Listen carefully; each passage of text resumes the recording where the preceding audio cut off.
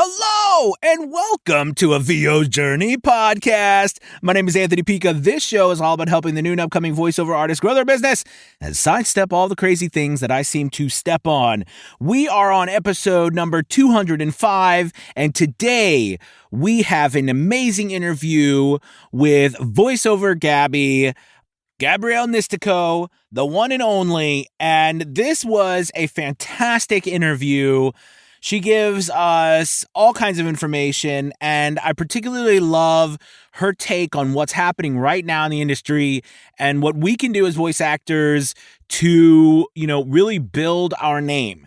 And I think if you follow a VO's Journey podcast, hopefully you are starting to see some patterns with speaking to these industry professionals, these people in the industry that the more interviews we do, we're seeing a lot more patterns about what they're talking about, and education and getting yourself out there, getting content out there. It's really exciting. And also, we have all kinds of stuff. Well, I won't spoil it. Let's just go ahead and get to the interview.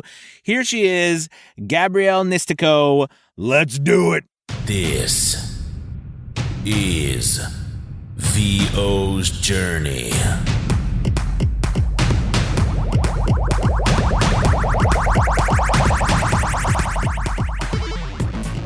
With your host, the incomparable Anthony Pica.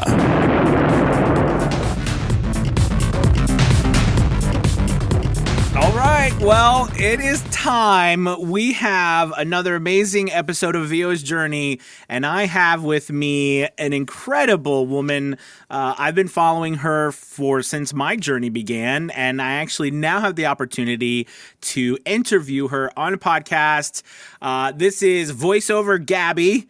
Hi. All right. And hello. Welcome to the show. Thank you. Thank you for having me. Yes, it's so good to have you. I have, myself and lots of us are fans, and we, appreciate everything that you've put out and all the help that you've given the voiceover community over the years. And, so welcome. Welcome to the show. Thank you. It's good to be here. Yeah. I got my quarantine look going, so everything's cool. Absolutely. Very loose, very casual. Well, I know a lot of people do know you, but for those out there that may not know you very well, and could you tell us, just kind of how you got started in voiceover?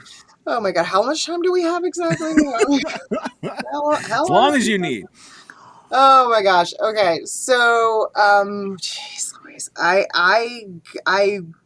we have to go all the way back. I started being pretty much like an sort of an acting kid in Manhattan. I was very enthralled with the radio industry at a young age, and I had a performance bug, and basically I got into radio at this ridiculously young age.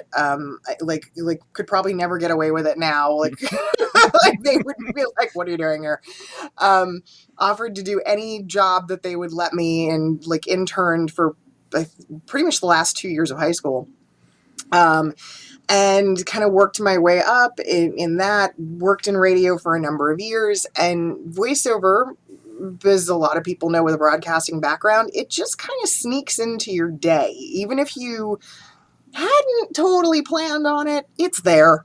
And it was the 90s, and I will always remember it very vividly because there was a writer's strike with the union. So huge writer's strike. It shut pretty much everything down for, I think it was an entire season almost. And completely not understanding or knowing anything because I was a teenager, I ended up getting cast in a major market commercial, and totally scabbed. I had no clue what I was doing. I had no concept that that's what I was doing. So accidentally, yeah. And it was really funny because, I was super young. I was living at home with my folks, and I remember opening up that check and my dad kind of looking over my shoulder and going, "How do you make more of that?" Because compared to, what I brought home from radio, it was a ridiculous difference. And that really just is sort of what started the pursuit and me going, yeah, you know what? Yeah. How do I do more of that and less of this thing over here? And it's funny too, because I see you've got the RE27, which, was my first mic, my first, love carrying over from the radio world. I used that mic for years and years in my voiceover career. Awesome. Yeah, I always get a little giddy when I see one. I love it. I absolutely love it. It's a great mic. Yeah, I use it for all my videos and broadcasting. It's wonderful. Yeah, it's got, it's one of those mics that kind of gets a bad rap sometimes. I think people just don't respect the EV, and I'm like, come on, man, it's Electro great. Voice. It's like, I love it. It's a classic. Absolutely. Put a nice cloud lifter on it and call it a day. Oh, absolutely. Yeah, I've got my my Fed head back there. And, oh, nice. It works beautifully. Very nice. Okay, so moving into now you do all kinds of stuff. So talk a little bit, maybe just about like everything that you do now, because I know you do voiceover, of course, but you also are a very accomplished coach and all kinds of things. So kind of fill us in about like just right now, like everything that's Gabby, like everything that you do, and and because we're gonna move into, of course, our next question is about how you feel the industry is, but. Sure.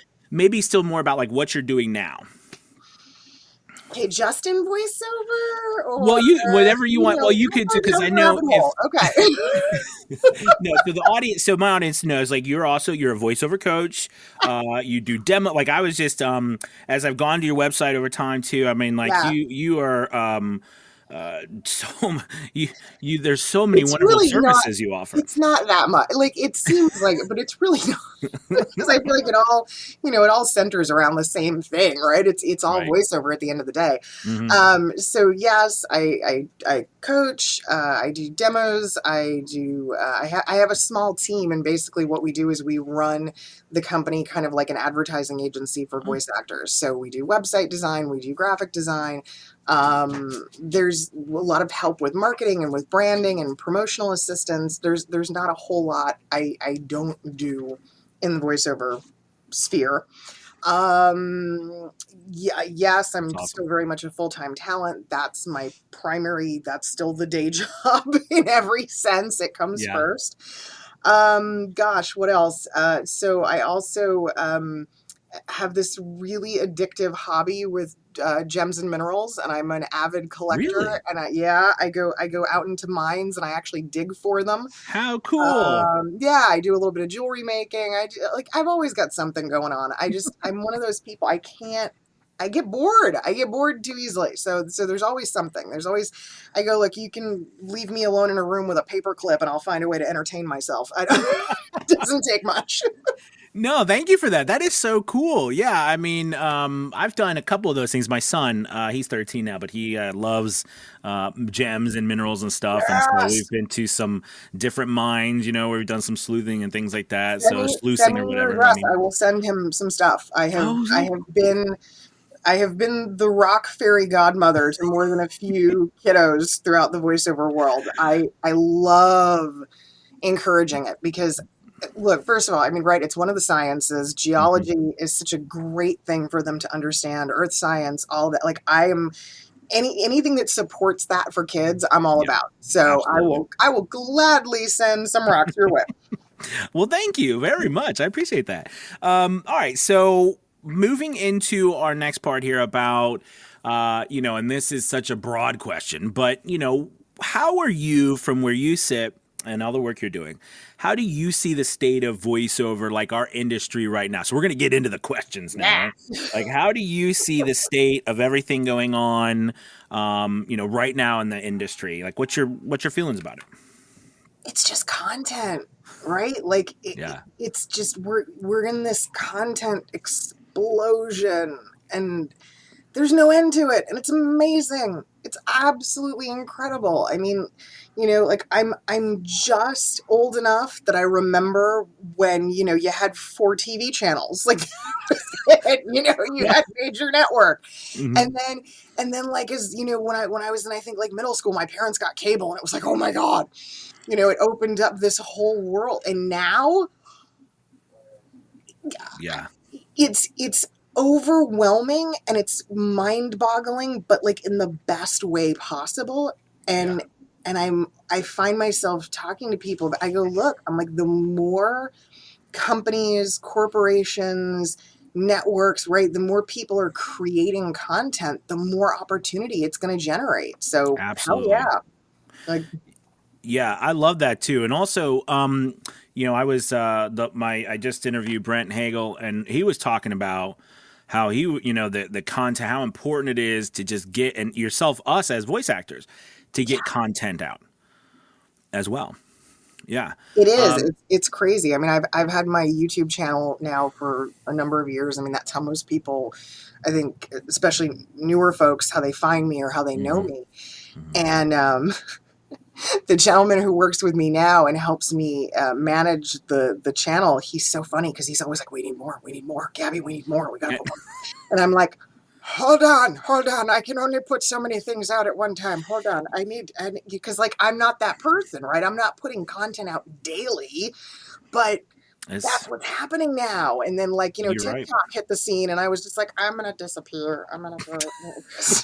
How do you keep up with it? You're right. I mean, that's something that I realized for me, my whole business has become, I look at voiceovers now as like my happy time, because the rest of the time really is, I've become a company. I feel like I've become a media company that is all about making sure I get enough content out every day, you know what I mean, to stay relevant and to stay in front of people. And I do think I'm glad that you said that too, because it's so important. I think I work with a lot of voice actors too who don't, I don't think they're not thinking of that, because, especially when we're focusing on even newer people, focusing on the craft, learning your DAW, your stuff. We don't, and then it's kind of like, well, what do I do now?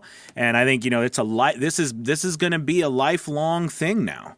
It's going to get more and more. It really is. I don't see it going anywhere. I don't see it changing. And the crazy thing about it is, yes, the creators have the potential to be burned out or to get burned out, but the audience never will. Yep. Because there's always a new audience. You're right. Wild. And I have somebody who I work with right now who I'm helping mentor, and she kind of had me cracking up because she does like all these cool things with anime and cosplay and like this whole world that, I sort of admire it from the background. Like, it's not mine. Yeah. Like, I don't know what the heck's going on in any of that, but I think it's cool. And she's always dressing up and doing all these fun things. And then she's like, yeah, but I don't know how to take that content and that material and marry it with voiceover. And I'm like, what, are you kidding me? That's a gold mine. Like, absolutely. That's incredible. And so now that's what we're helping her to do, is kind of construct, how do we take these two areas and let them collide? And it's been a ton of fun. But yeah, I mean, everybody's got something. I think the reality is that, there's something interesting about your life, whether you know it or not. It's like something. And whatever that thing is, if you can teach it to other people or expose them to it, like that's awesome. And that's I love that. I love that that is so great too, because really, I mean, you are so right in the fact that, I always say it's education, entertainment, inspiration, right? There's a piece of content you can create, or all of them together, or a couple each, or one. But you're right. I mean, we all have something. And I think a lot of times we might think, who wants to hear me talk about that? But the reality is there's so many audiences out there, absolutely, and that could be the key for you. It is, but it takes viewing ourselves under a different lens, and it's hard. Yes. It's hard to do. Like, I thought that for the longest time. I was like, oh yeah, okay, I've got rocks everywhere. Who cares? Like, and that was literally it. That was like in my brain. I was just like, oh, okay. I mean, like, it's not even an exaggeration. I have like box of rocks right next to me. They're everywhere. And it's just so funny that we started talking about it little by little, or introducing it to people. And yeah, I was like, oh, this is really good. I had voice actors coming up to me going, here's my rock collection, Gabby. And I'm like, okay, that's freaking cool. Yeah. And you don't think about that. I mean, you don't really think about that. You think about, the old style of selling something. Yeah, and that's you it. know, We're and all that's people. Like nobody mhm. wants that anymore. I think it's we've got to create more genuine connections and things that are more organic and really that show people us outside of voiceover. I think that's far more important now. Oh, I totally agree, and I think so. So, of course, the question that was follow up was, what do we look at? How do you view it from 2020? I think you kind of answered it in a way, like with last year. But maybe just real quickly for the experience that you have in our industry, this last year, especially over 2020, and Mm. the change, just overall, Oh my you gosh, know. so much of it. What do you? I mean, we've talked a lot about content, which I think is so important. But is there anything else that you've seen, directs? Because we're going to get into your thoughts about, getting us started as a voice actor. Mm. But any changes specifically because of COVID that you see really going on? Yeah, yeah. There's gonna be. I think it's already started, but I think it's going to continue for a little while. There's going to be a teeny bit of a purge. It's going to be a little bit of a more stringent weeding out process in terms of people's studios and their sound quality and their gear and even skill level potentially, where clients are going to become that much more picky and their expectations are just a little bit higher right now. And I think COVID kind of forced the hand on that. I don't think anybody in this business hasn't been exposed to the droves of on-camera and screen actors that, were hit so hard by COVID Yes. and like, I mean, it decimated their industries. Mm-hmm. Yeah. But so many of them tried to gravitate to voiceover. Right. And while, on one hand, like we welcome them and it's like, hey, that's cool. On the other hand, you go, whoa, whoa, whoa. Slow down a Right. second, kids. Who's actually got the preparation and the means and the items that are necessary to do this? Because they don't understand. It is a completely different skill set. Mm-hmm. And so a lot of the actors who used to, moonlight in voiceover, they would do mostly on camera work or mostly theater. That, every once in a while their agent would go, oh, come on in, record a scratch from our studio.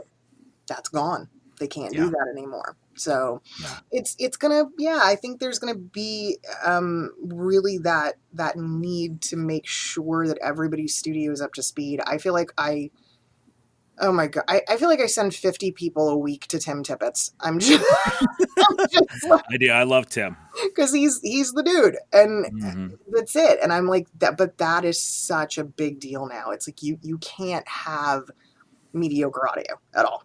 Mm-mm. And I think the skills, I work a lot with people too about growing their skills overall in production in general. Yeah. Not just creating professional quality audio, but also Mm-hmm. video editing skills and all these different things that we never had to think about before. But now people are like, hey, can you do this? If not, we'll find someone else who does. And you're kind of like, well, crap. What do either I can turn it away or try to learn it. And that's a challenge too. That's another choice I think a lot of people have to make, right? Is like, what do we do there? So you're going to have other people with different skills too. So I totally agree with you. I think you're right about that. I'm always a fan of, the strength in numbers model. I'm like, look, if you yourself don't have a particular skill set, don't say no. Don't turn that client away. Treat it like improv, yes, and then figure out a way. Get other people involved, hire out, make your team, because there shouldn't ever be a reason to say no. It should just simply be a matter of, yes, let me get you in touch with so-and-so. I love that. Forward. Absolutely. You're right. And the communities are so important. Yeah. Okay, great. So let's move into the part where we're going to, we'll call it, Gabby's starting from scratch plan. If you had to, let's just say, for some horrible reason, all of a sudden you had to start over again. Oh my God. And right now and today, right now, walk through. Yes, you can take the knowledge that you have. So I mean, but not your contacts.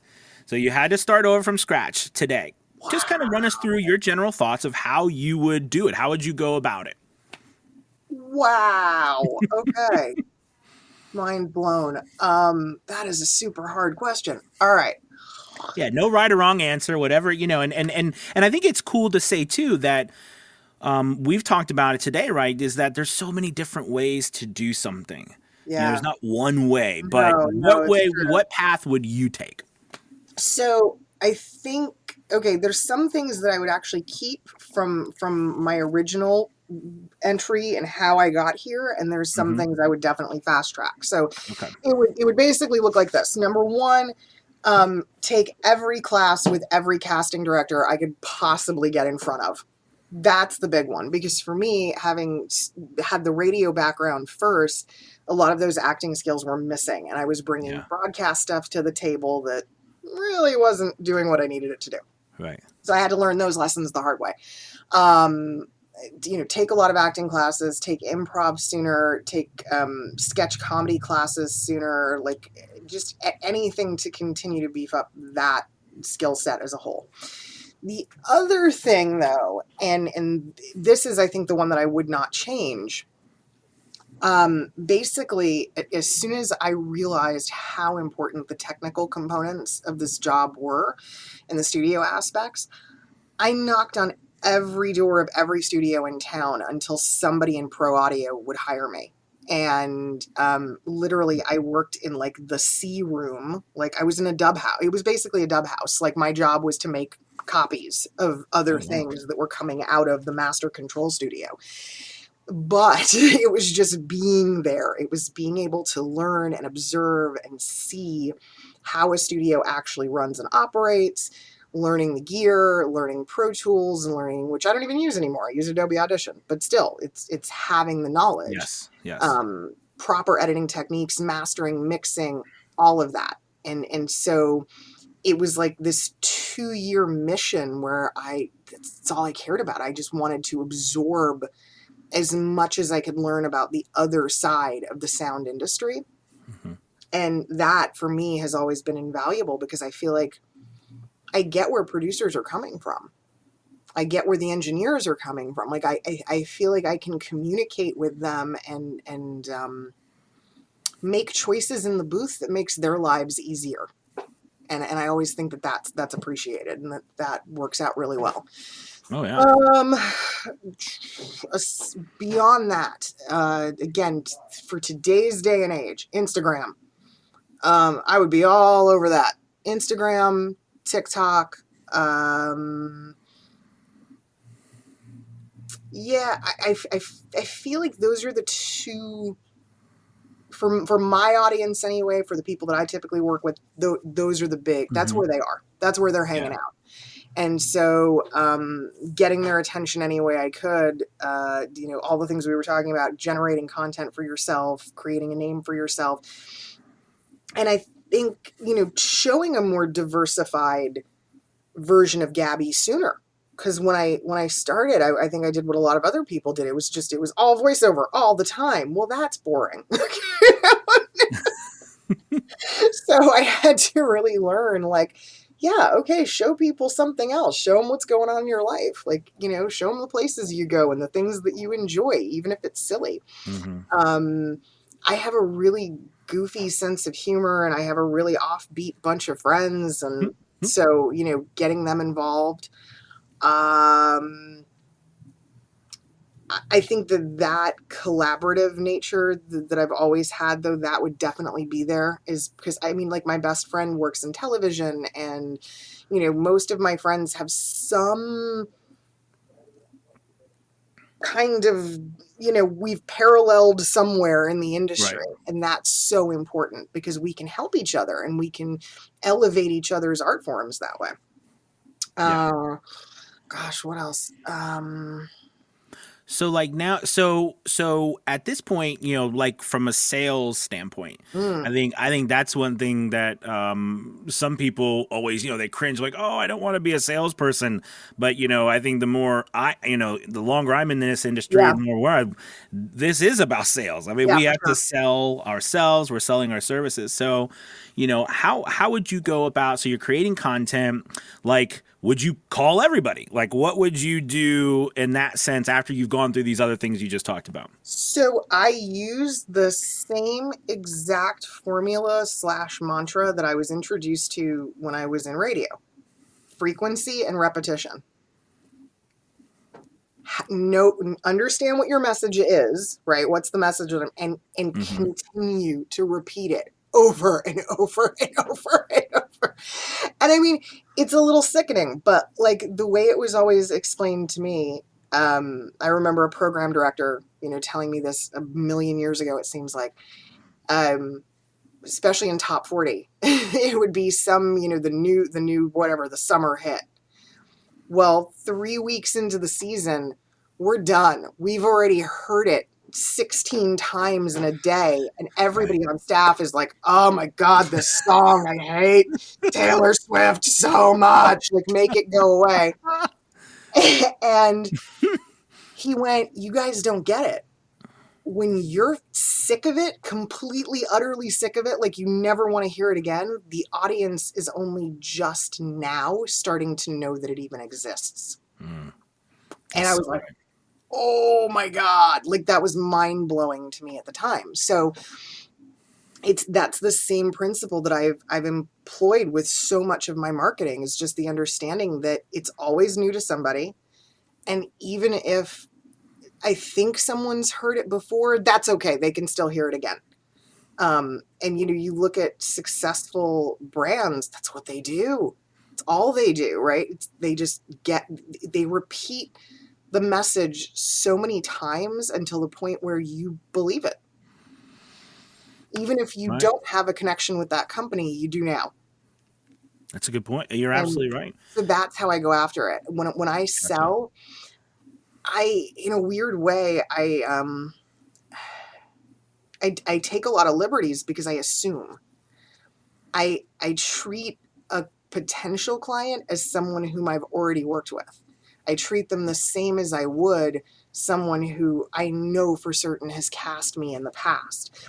It eliminates a lot of the like, hi, I'm just inquiring. Are you looking for, can I get consideration on your roster? Could I send you my demo? Hey, it's me again. I don't want to be a pain, but like it gets rid of all of that, and it kind of jumps right into the whole like, cool, here's what I have going on this week. Here's where I'm going to be next week. It just assumes there's a relationship already. Mm-hmm. And I mean, if they really don't want one, they'll tell me because they'll unsubscribe or just ignore me. I mean, that's fine. Or it works, and they kind of at some point just feel like they know me. Either way, I'm cool with that.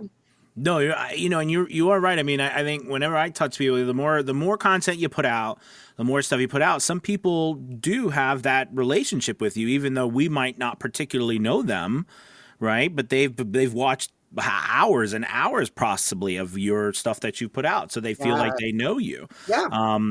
So do you generally have people contact you? Like, are there people who contact you and be like, hey, we saw this and this and we'd love for you to check out this script we have? Or do you build like relationships and then you say, hey, by the way, I could do some voiceover work for you? How does that go down? So for my voiceover clients, most of them are coming through a third party, either a talent agent or a production roster or an advertising agency. Okay. Basically, it's some other arm of the industry that knows me, because they're my target. My target is always the middleman, because I feel like they really are in so many ways the gatekeepers. And so I build those relationships, and then usually it literally just becomes, hey, Gabby, we've got this thing. We thought of you. Or, we saw the script and we went, we think she can do that. Or can you do that? Is this something that's up your alley?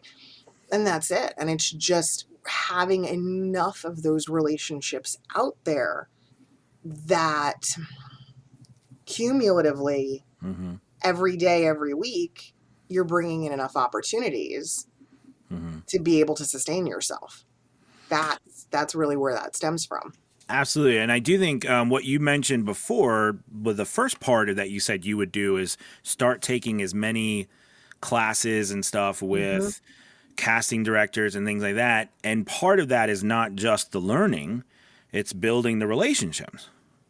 Right. I Sure. mean, because, For you know, sure. that's vital because otherwise, because I was going to say, you know, when you start right now, you don't know these people. They don't know you. And, you know, it's going to be it can be there's that imposter syndrome. You hear this a lot. Oh yeah. You know, it's like I feel like I don't belong or because I'm new and I'm worried that someone's going to think, why are you around? Right. You know, so I think that's definitely a great way to get yourself involved is start learning and taking classes with Yep. these people. Yeah, it's that, it's the names, it's just being, you know, I mean, even when I was, you know, back in the radio days, like anytime there was a conference or you know, some kind of external training event, like I remember people you know, just groaning and moaning because, right, corporate wants to send us to some retreat with, I don't know, some guy, this Dick Orkin dude, something. And I'm like, yes, like, just hurtling over people when nobody else wanted to go, and Right. I to me that was nuts, and so I met so many people just through things like that, just kind of volunteering. Yeah. Yeah, no, wow, thank you. I mean, I think that's one. So, with all that being said, what part of the industry right now, our voiceover industry, do you see growing a lot? Like, is there a specific part? I mean, we talked about the amount of content creation. So I think we all know video narration Yeah, and for all kinds of sure. forms is the way it is these days. But is there like maybe with your work you're getting or just in general, like one part that you're like, man, it's really blowing up? So not me in particular, but yes, I have seen a ton of it, and it's really kind of making me sit back because it all does tie into that, just how much content is being created. Um, we're seeing ADR like never before. You know, Mm, ADR to me, or dubbing, right, was like this old school thing that only applied to the occasional anime and like, you know, weird projects that came out of other countries. And now it's like you turn on Netflix and you're like, what the hell is going on? Everything is dubbed over, and it seems to be. It seems like the television industry has just made a very broad assumption that's not going anywhere, which is that Americans don't read subtitles. And for as long as they believe that, every piece of content that comes in from somewhere else is going to be revoiced, and I'm amazed by this. I honestly never thought it was that big a deal. Like, I don't mind subtitles; they don't, but I don't. It yeah. never dawned on me. So I would have never ever thought that that's where we'd be right now. You're the second person. Had another person from an agency out in LA. They were saying the same thing about ADR, Yeah.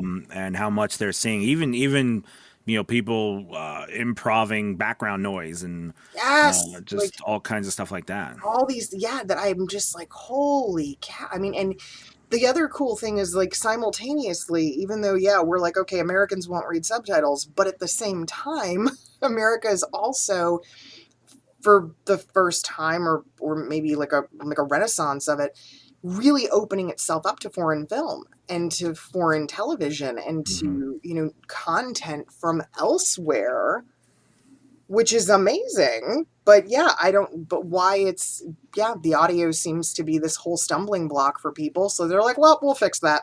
We'll fix it in post. Yeah. So if someone came to you and be like, hey, you know, I want to get into ADR. What's your, you know, what direction would you send them or tell them, hey, try this out? So, gosh, And maybe let's start just because maybe people don't even know what ADR is. yeah.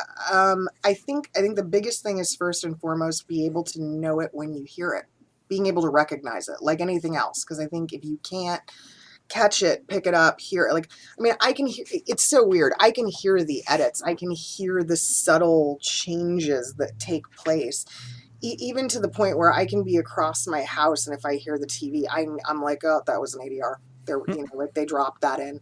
Um, but that's the first thing, really being able to identify when and where and how it's used. Mm-hmm. And then from there, there are some great classes. LA, of course, is kind of the home for most of them. Mm-hmm. But if you looking wherever you are in the country, find the major post house that exists, find the production studio that's doing the majority of post. Guaranteed they have some introduction to ADR or some basic class that you can take. And it is freaking wild. I haven't taken one in years, but they're so much fun, and big giant screen, and there you are, and you've got to get everything to match up and tone it. It's a ton of fun. It's a completely different skill too. Yeah, it blows my mind. And I know improv is a good skill to have in that field. Yes. Being able to do that. So, I mean, but thank you for bringing that, because I think that's something that, like I said, I'm starting to hear more and more of. That's really going a lot right now. And I don't think that's on everybody's radar if they're not dialed in per se, right? No. To what's happening. And it's weird because there was a time where it was a bad joke. Like dubbing. That's why that term is so passé now, because dubbing got to right. Everybody thought of the old kung fu movies and the old Godzilla movies, and it was so bad. It was so terrible that they were like, we got to do something about this, right? So it sort of went through its own rebranding, but now it's like, ooh, ADR. It's very different. And it really is. It's coveted. People dig it. You even have some voice actors, starting to outfit and equip their studios to be more proficient for it, and to have, I have, dual monitors in my studio, because if I have a project like that come up, I can put it up on screen in front of me. I can literally work with the visual just as easily as I could, any other component of voiceover. I love that you actually just brought that up too. Is the because I see so many people, they're starting with what they have a lot of times, and they have a laptop or they have a iPad, and there's nothing wrong with that. But you're absolutely right. I mean, the screens. Like for me, I just try to get the biggest screen as possible all the time, so that we have that ability to have more on one screen or one place, so that we can see it all. We're not clicking back and forth all the time. That's like one of those little things that not everyone always talks about, but it's so important. Like, your computer and what you're actually using to make all this work. No, but I'll tell you what we did, and it's really quite simple, especially with how cheap, TVs and monitors have become. We put a television in my booth. And you can Chromecast right, picture to picture. I mean, it's nice. It's a nice size, and you just do a wireless mouse. And for me, initially, when we first installed it, it was like, I gotta cut down on paper. I don't want to print so much anymore. I don't want to use so much ink. I felt that it was so wasteful. And now I don't know what I would do without it. I had posted a post recently on LinkedIn asking, this was just about a month ago, I'm not kidding, literally just asking, hey, do you still use paper copy, or do you use digital? And I was still blown away by how many people really are using paper still. I mean, there's nothing wrong with it, of course, but it is so much. I mean, I can't imagine printing off every piece of copy nowadays, right? I mean, that we have it on the screen. I feel like, I think part of that too is the industry, though, because so many coaches are fans of telling people, mark up your copy, really get used to it being a tangible thing, and write on it and change it. And yes, I agree with that. But I also think move it to today. When I tell somebody to mark up a piece of copy, I don't necessarily literally mean with a pen or pencil, right? Do it with highlight, do it with tools that you have in editing software. Yeah, do it with your iPad, do it with a stylus, that. You can still achieve it and feel that tangibility and work with the copy. I actually find the digital easier, because I'm like, hell, I can reformat it if I need to. Yes, I love that, right? You could put spaces where you want. Absolutely. I add a comma here, take out this one. I don't know why they capitalized that. Yeah, no, I start copy editing on the fly. So let's talk about AI. What we all are, we're all paying constant attention to AI, I think. And I know for me, I can't get up. For some reason, people think it's funny that companies email me, hey, do you need, like, it's the silliest thing. I'm like, why are you emailing me? I don't need an AI voiceover. Good Lord. So, but, what are your thoughts about AI and the industry and everything? I don't have a ton of thoughts about them. On one hand, like, I see it and I go, that's really cool. Mm-hmm. Visually, I feel like it has come so much further than we ever could have thought it would. I mean, it's mind-blowing. From an audio standpoint, I don't quite think it's there yet. Mm-hmm. It's, they're making tweaks, they're doing stuff, it's getting better, but I've not heard anything that's made me go, uh-oh. Yeah. I haven't encountered anything that's made me afraid. The other thing I see with it is the more of this kind of technology, this interactive technology exists, one way or another, it's going to be built on the platform of someone's voice. Yes. So I see it as more opportunities for us, not less. I love that. I totally agree. I think it's definitely worried a lot of people that, some people for some reason think no one's ever going to work with a voice actor again. It's going to be a robot. Over our jobs.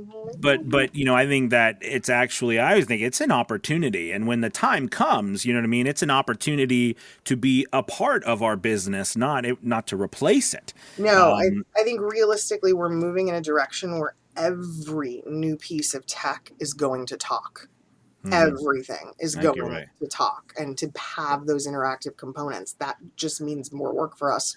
And it's so you're right, and it's so important then for us to make sure we are familiar, like you and I were talking about the new technology, about being up to I guess knowledge of what's happening. Yeah, I mean, I say that and I roll my eyes at the same time because I'm not the most techie person. I'm really not. I'm really not. I don't like I follow the trends, and that I read the reports, and I mm-hmm. wait and I watch, but I'm not in it. Like, I still don't have like a whole home device. I don't have an Alexa or like nothing because I go Absolutely. Yeah. But I gotcha. Yeah, no, thank you for that, because I think that's a thing that keeps popping up more and more with AI, and a lot of business too. I've even gotten work from people who are saying, hey, listen, I tried to do an AI and it just sucks right now, you know what I mean? Or it's not meeting, because I think it's going to be, I feel that it's just, there is nuances in storytelling that I don't know. Now, that's naive of me to say that could never happen. Of course, one day maybe, but not with some sort of other increased, because being able to tell a story effectively from your point of view is a hallmark of what we as actors have, and that relationship of realness, I think. And so that's very challenging. You can program something with expression and doing things like that, but I would love to see personally something with marriage between the two.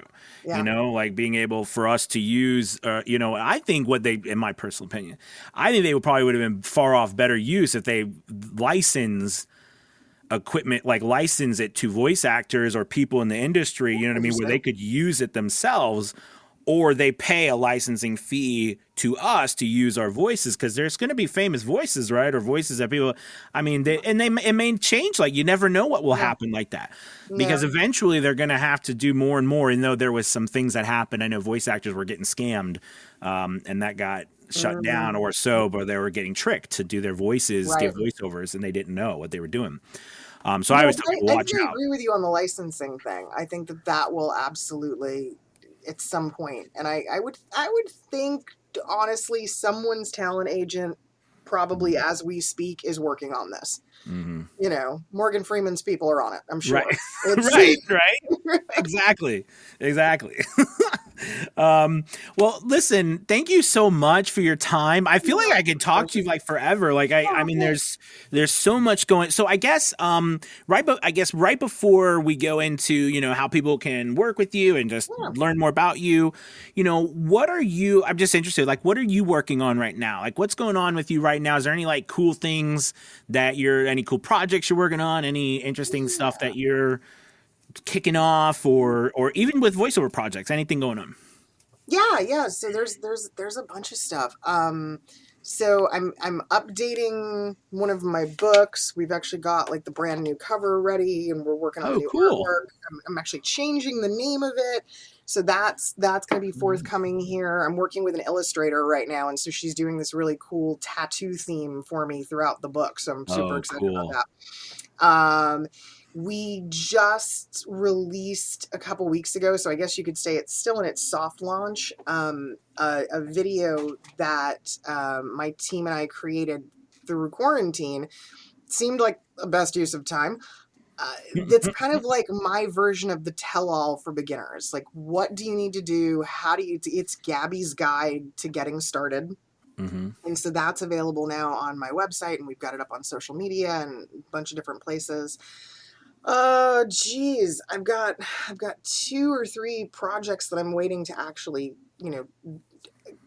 be made public so that I can even talk about them. Sure. But there's a few. There's one I think I can talk about. It was like it's a campaign for the blueberry farmers of America, and cool. Super adorable because I was really excited about that one, not just because of blue hair, but my husband is like a blueberry fanatic. And like I'd say he's a bear. He just like handfuls, like a bear in the wild, just And so that was actually like a big deal. Like everybody in my house was super excited that I was doing the blueberry thing. That's awesome. That was fun, yeah.